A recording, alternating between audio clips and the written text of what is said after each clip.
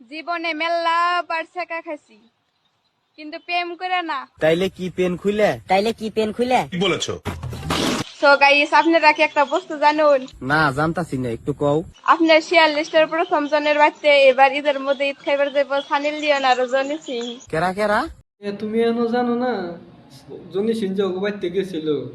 আপনার শেয়ার লিস্টের প্রথম জনের বাড়িতে এবার ঈদের মধ্যে ঈদ খাইবার যাইব সানিল লিওন আর জনি সিং। কেরা সানিল লিওন আর জনি সিং। কি বলবো? তাড়াতাড়ি ভিডিওটা শেয়ার করুন। শেয়ার করছিলাম আমার শেয়ার লিস্টের 1 নম্বর জন তোর বাপেরে।